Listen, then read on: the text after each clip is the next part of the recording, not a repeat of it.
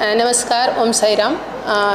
यावर्षी मागच्या वर्षी म्हणजे माझ्याकडनं माउंट एव्हरेस्ट शिखर सर केलेली मी महाराष्ट्र पोलीस दलातील आपल्या नगर जिल्ह्यातील पहिली महिला आहे, पहिली गिर्यारोहक आहे. आणि मागच्या वर्षी माउंट एव्हरेस्ट झाल्यानंतर साहेबांकडनं मला वारंवार सत्कारासाठीचं निमंत्रण होतं, पण अनावधानाने येणं झालं नव्हतं.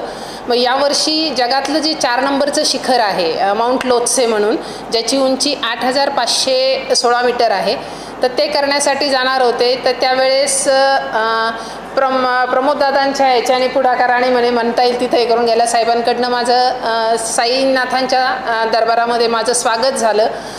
तिरंगा ध्वज पहिल्यांदा साईनाथांच्या दरबारामध्ये फडकला गेला तो.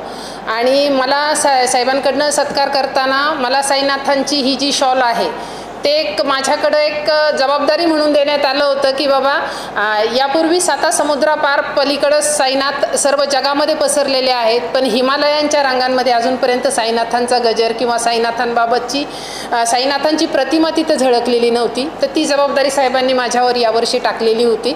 तर यावर्षी ती जबाबदारी घेऊनच सकाळी काकड आरती करून मी 9 तारखेला 9 एप्रिलला प्रवासाला सुरुवात केली होती. तसा माझा प्रवास 12 एप्रिलला सुरू झाला होता साईनाथ आपलं माउंट लोत्से करताचा. 19 तारखेला मी बेस कॅम्प या ठिकाणी पोहोचले. एकदम व्यवस्थित तब्येत, म्हणजे साईनाथांच्या आशीर्वादामुळं सर्वांच्या सदिच्छाबरोबर असल्यामुळं कुठलाही त्रास प्रवासामध्ये झालेला नव्हता.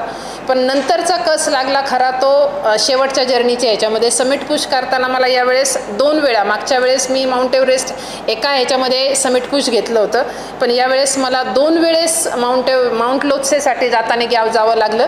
की जशी म्हणता येईल साईनाथांकडनं एक सत्वपरीक्षा माझ्यासाठी झाली. पहिल्या समिटला ज्या वेळेस गेले होते, अचानकपणे 50-55च्या वेगानं वारं, सोसाट्याचा वारा सुरू झाल्यामुळं मला असं वाटलं की हाताची 10 बोटं आणि पायाची 10 बोटं मला कापण्याची वेळ येणार आहे. माझी बोटं थंड पडलेली, संवेदना नष्ट झालेल्या होत्या. म्हणून मी अट्टहास करून खाली आले. पण खाली आल्यानंतर साहेबांनी दिलेली जबाबदारी जाणवली की मला ती साईनाथांची प्रतिमा मला हिमालयामध्ये झळकवायची आहे. आणि मग साईनाथांकडनंच आशीर्वाद, साईनाथांचा अंगारा जिभेवर म्हणता येईल तो ठेवला गेला. साईनाथांच्या अंगारा किंवा साईनाथांचा पुन्हा तो जय म्हणता येईल की जस्ट जो आपण मंदिरामध्ये पण आपला जय घोष चालू असतो त्याप्रमाणे साईनाथांकडनंच ती ताकद घेऊन मी माझा हा सेकंड अटेम्प्ट जो होता तो पूर्ण केला. आणि 23 मे 2025 रोजी सकाळी 7:25 त्या टोकावर मी पोहोचले.